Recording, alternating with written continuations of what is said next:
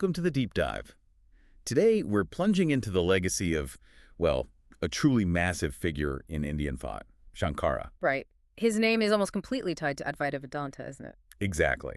He's got this legendary status, and I think most people just assume he founded the whole philosophy. But here's the thing.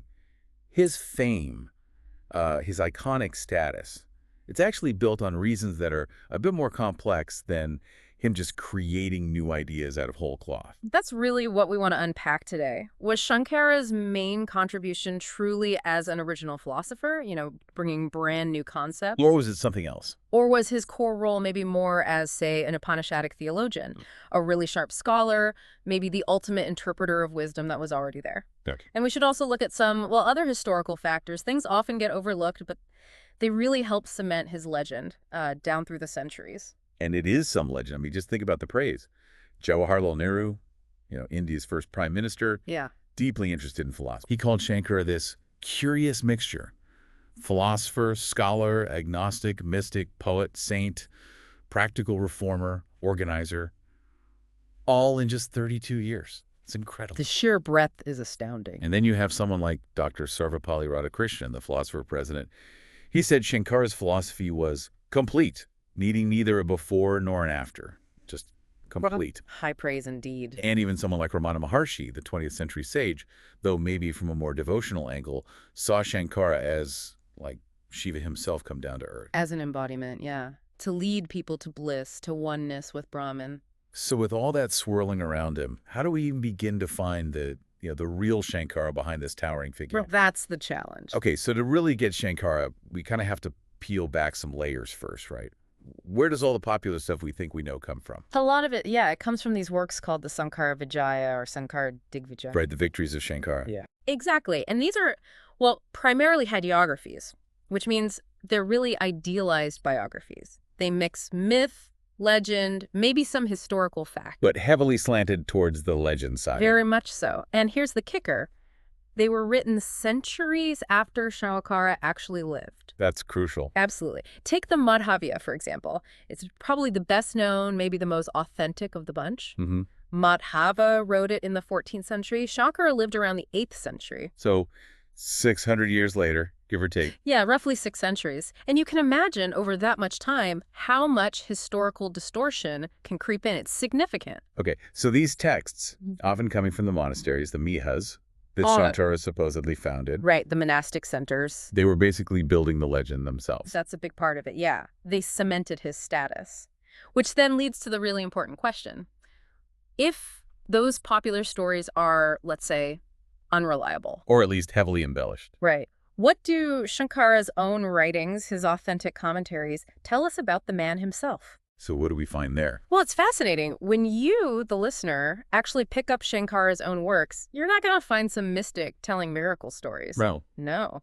You find someone, dry, incisive, absolutely logical, very level-headed, and he consistently dismisses all that hocus-pocus mysticism as the real way to liberation. So he wasn't into visions and that sort of thing as the main path? Not as the ultimate means, no. You see this relentless zeal, commentary after commentary, just tearing apart rituals, specific meditations, visualizations. He calls them falsity and illusion. Wow. Strong words. Very strong. At best, he might concede they're maybe indirect steps, preparatory, but not the direct path to knowledge itself. Okay, that's a very different picture from the miracle-working saint of legend. Completely different. So this shift, then, from the legend to the actual text, it makes you ask, how did Shankara see himself? What was his own view of his role in this whole tradition? And this is absolutely crucial. Shankara himself never considered himself the founder of any new philosophical system, period. He didn't claim that title. Never.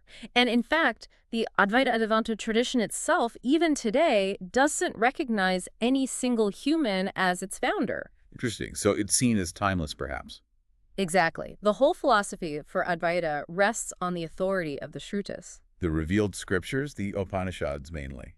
Primarily the Upanishads, yes, as the ultimate means of knowledge. And this knowledge, they believe, is consistently verified by the direct experience of, all enlightened beings. So it's not just text, it's verified experience. Right. And Shankara, in his own commentaries, he's very careful, very reverent when he talks about the teachers who came before him in his sampradaya. His spiritual lineage or tradition. Precisely. He speaks with deep respect about figures like Badarayana Gaudapada, who was actually the teacher of Shankara's own teacher. Oh, yeah. And Dravidakarya, among others. He clearly saw them as part of his tradition, this revered, unbroken line. And he says this explicitly. Oh, yes. He's not shy about it. In his commentary on the Bhagavad Gita, verse 13.2, he really emphasizes the importance of following the true tradition for interpreting the Veda. Yeah. And he doesn't mince words. He dismisses people bereft of the true tradition as, well, ignorant, even if they know all sorts of other sciences. So the lineage, the correct way of interpreting, was paramount for him. Absolutely paramount. So he valued the tradition. What about the scriptures themselves, the Shrutis? He didn't just value them. He gave them absolute priority over everything else, over any personal philosophy, over any, logical reasoning on its own. Really? Absolute priority? Absolutely. It's crystal clear in his Brahma Sutra Bhashya, which is really his magnum opus. Okay. In his commentary on the very first verse, 1.I.1, he basically says his job, his task, is simply an ascertainment of the meaning of the texts of the Upanishads. Okay. Ascertaining the meaning. With the help of reasoning, crucially, not opposed to the Upanishads themselves. His whole aim was liberation through knowledge, yes, but strictly within that Upanishadic framework. So reason is a tool, but it serves the scripture. Exactly. And then, maybe even more powerfully, in verse 2.I.11, he argues directly against relying on mere logic. Just logic alone isn't enough. Not enough. Or on the conjecture, as he puts it, of individual philosophers, even really famous ones from other schools like Kapila or Canada. Why not? What was his reasoning? Well, as he points out, human intellects differ. People come up with different ideas, and arguments put forth by one thinker are constantly being, quote, falsified by other adepts. Ah, so logic can lead anywhere, essentially. It's unstable. It's unstable, yes. For Shankara, the ultimate anchor, the ultimate authority for truth, wasn't human reasoning. It was the Vedas and Upanishads, full stop. And that verified experience you mentioned? And the true illuminative experience verified by all liberated beings, because that, he argued, is consistent, unlike our human reasoning, which is always shifting. Okay, that really clarifies his position. He's grounding everything in scripture and validated spiritual experience, not just clever arguments. Precisely. He saw himself as a link in that chain, clarifying that timeless truth. So this naturally leads to the next big question then.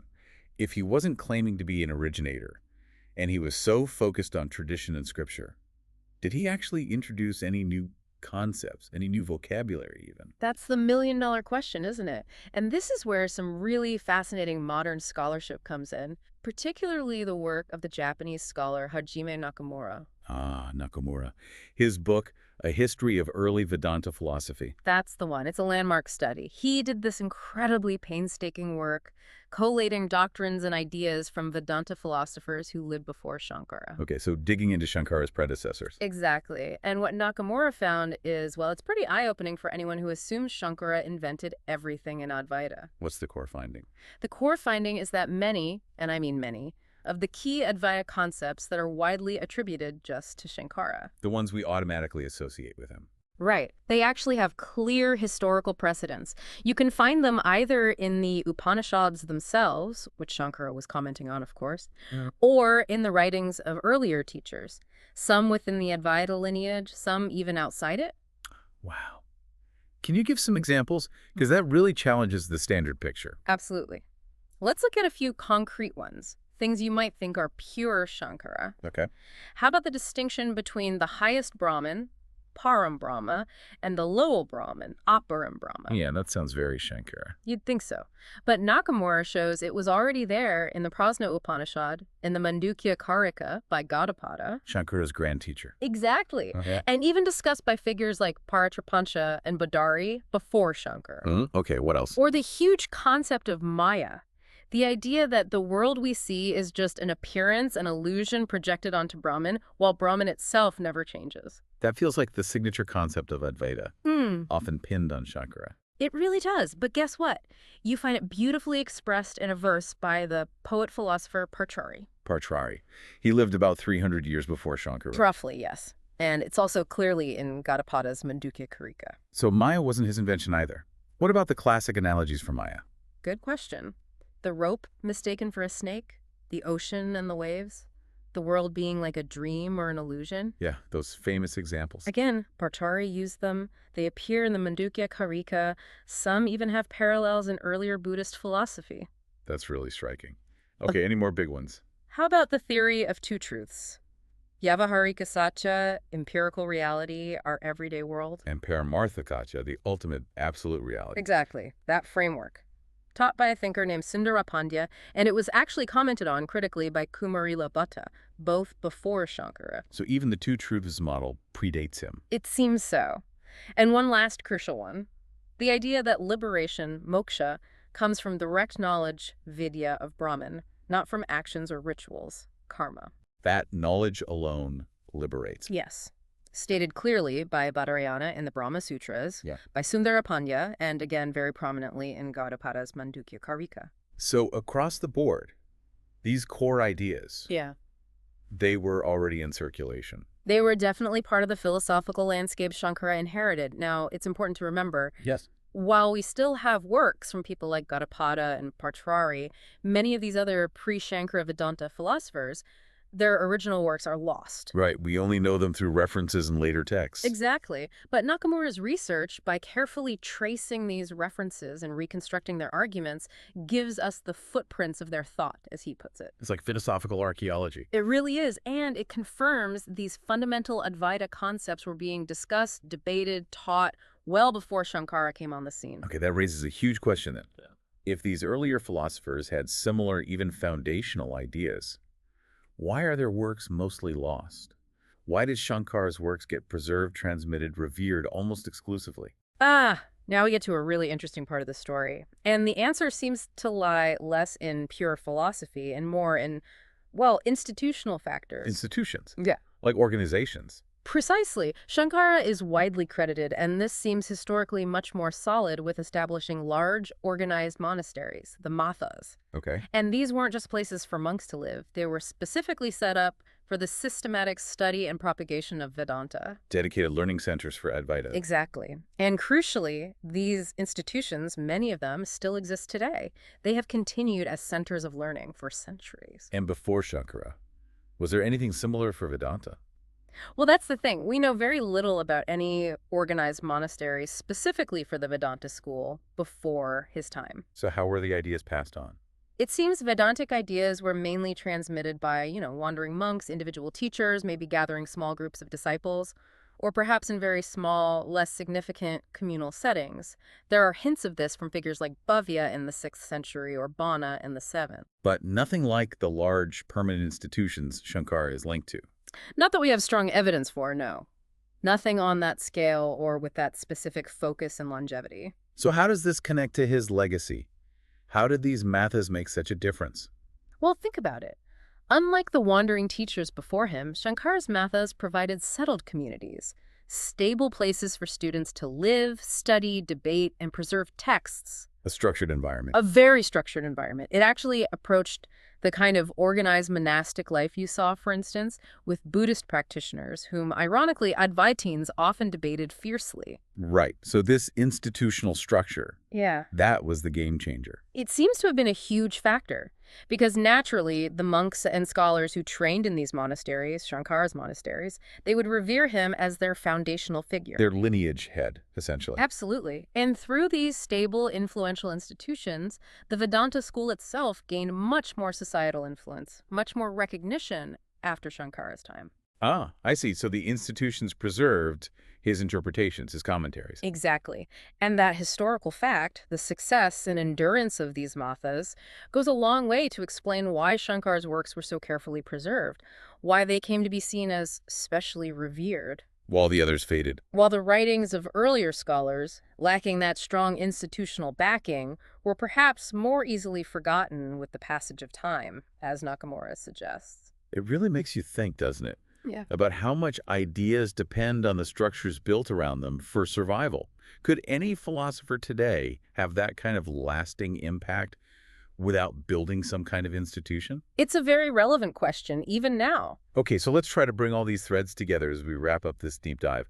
We started with the legend, peeled it back through the hagiographies, looked at Shankara's own self-assessment as a traditional interpreter, not an innovator. Right, grounding himself in the Shrudus. Then saw Nakamura's evidence that key concepts actually predated him. The historical precedents.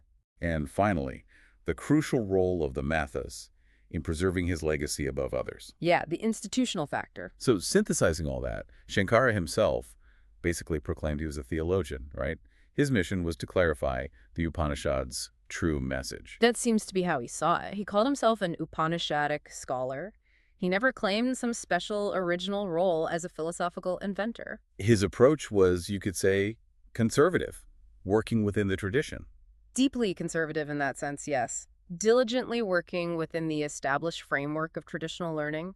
He wasn't coining new terms left and right or pushing radical new theories separate from the scriptures he interpreted. But, and this is important, acknowledging all this doesn't diminish him, does it? Not at all. In fact, I think this nuanced understanding helps us see his real genius more clearly. Which was? He wasn't necessarily an original philosopher in the sense of inventing brand new concepts from scratch, but he was an absolutely unparalleled synthesizer of existing Advaita thought. Ah, synthesizer. And a rejuvenator, a defender of that ancient learning. Think of it, maybe. Before Shankara, Advaita was perhaps like scattered sparks of brilliance. Okay. He came along and built the power grid. He connected it all, systematized it, defended it, and made it shine brightly across the entire philosophical landscape of India. That's a great analogy. He built the infrastructure for the ideals. Exactly. And it was because of his immense efforts, his incredible skill as a commentator, his sharp logic in debates, and yes, his organizational genius with the Mathas that the Vedanta school achieved such a dominant position after his time. So his commentaries themselves were exceptional. Oh, absolutely. Even putting the institutional part aside for a moment, his commentaries, especially the Brahma Sutra Bhashya, are just masterpieces. They're described as excellent, concise, and to the point. As a commentator, purely on the merits of the writing and interpretation, he's widely considered unequaled. And that quality is why they still matter today. Undeniably, even now, for anyone seriously trying to understand the Upanishads and the path to liberation through Advaita Vedanta, his commentaries remain the gold standard. They are still the essential guide for navigating the depths and subtleties of this philosophy. So the core takeaway for you, our listener, from this deep dive is really this. Shankara's incredible, enduring greatness doesn't come from him being the inventor of Advaita concepts. Right. It comes from his absolutely unique and masterful role as an interpreter, a brilliant synthesizer, and, crucially, a strategic institutional architect. Yeah.